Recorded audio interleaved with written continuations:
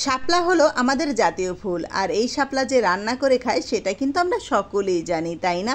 আর এটা কিন্তু খেতে খুব সুস্বাদু হয়। আর এটা কোথায় হয় সেটাও কিন্তু আমরা অনেকেই জানি, আবার কিন্তু অনেকে জানে না। এটা কিন্তু বিলের মাঝে দেখা যায়, আর দেখতে কিন্তু খুবই সুন্দর লাগে, মন কিন্তু একদম আকর্ষণ করে ফেলে। যেরকম জাতীয় ফুল আর সেরকম কিন্তু গুণগারও আছে। আর শাপলার লতা তো রান্না করে খায়, আর এটা খেতে কিন্তু খুবই সুস্বাদু আর অনেক পুষ্টিকর খাবার। অনেকে কিন্তু এটা জানে না কিভাবে খেতে হয়। এটা কিন্তু ইলিশ মাছ, চিংড়ি মাছ এবং কি নিরামিষ ভাজি করলেও খুব সুস্বাদু লাগে। আসসালামু আলাইকুম, আপনারা সবাই কেমন আছেন? আশা করি যে যেখানে আছেন সকলেই ভালো আছেন। আমিও ভালো আছি। আজকে নতুন একটা ভিডিওতে আপনাদের সকলকে স্বাগতম। আজকে আপনাদের দেখাবো শাপলা কিভাবে রান্না করে। প্রথমে কিন্তু এখানে আমি শাপলাগুলো নিয়ে নিলাম। শাপলাগুলো কিন্তু আমি ছোট ছোট করে কেটে নিয়েছি। কাটার প্রসেসটাও কিন্তু দেখিয়ে দিলাম। আসলে আমি ফার্স্ট থেকে ভিডিওটা করিনি, তার জন্য কিন্তু আপনাদের প্রথম থেকে দেখাতে পারলাম না। তারপর যেরকম পারলাম সেরকমই কিন্তু দেখালাম। তারপর ভালো করে ধুয়ে পরিষ্কার করে এটার ভিতরে কিন্তু সামান্য লবণ দিয়ে তারপর ভালো করে মিক্স করে নিয়েছি। এখানে কিন্তু কোনো পানি দেওয়ার কোনো প্রয়োজন নেই, এটা কিন্তু এমনিতেই পানি বের হবে। তারপর চুলায় দিয়ে সামান্য একটু ভাপ দিয়ে নিয়েছি। এটা কিন্তু বেশি ভাপ দেওয়ার কোনো প্রয়োজন নেই, অল্প ভাপ দিলে কিন্তু হয়ে যাবে। এই যে দেখুন, এই পর্যায়ে এই যে দেখুন এরকম কিন্তু ভাপ দিয়ে নিয়েছি, আপনারাও এরকম ভাপ দিয়ে নেবেন। তারপরে কিন্তু এই যে আসলে এটা ভাপ দিয়ে নিলে কি হয়, এটার ভিতরে কিন্তু প্রচুর পরিমাণ কষ থাকে। আগে কিন্তু আমি অনেক ধুয়ে নিয়েছি, তারপর কিন্তু প্রচুর পরিমাণ কষ বের হয়েছে, পানিটা একদম লাল হয়ে গেছে, দেখি তো বুঝতে পারছেন।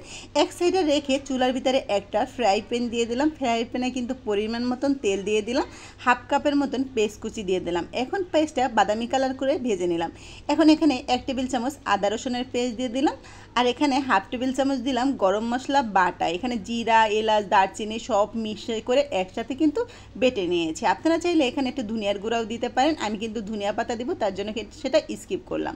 তারপরে কিন্তু হাফ টেবিল চামচ মরিচের গুঁড়া, হাফ টেবিল চামচ হলুদের গুঁড়া, সামান্য একটু লবণ, যেহেতু লবণ দিয়ে সেদ্ধ করছি তার জন্য কিন্তু লবণের পরিমাণটা খুবই কম দিতে হবে। তারপরে কিন্তু পানি দিয়ে ভালো করে এটাকে কষিয়ে নিতে হবে। আসলে তরকারির ভিতরে যতটা মশলাটা কষাবেন ততটা কিন্তু খেতে ভালো লাগবে। ভালো করে কষানো হয়ে গেছে, তারপরে কিন্তু এই সেদ্ধ করা শাপলাটা দিয়ে দিলাম, দিয়ে ভালো করে কিছুক্ষণ নাড়াচাড়া করে নিব। এখানে কিন্তু পানি দেওয়ার প্রয়োজন নেই, এটা কিন্তু ভালো করে পানিটা বের হয়ে আসবে।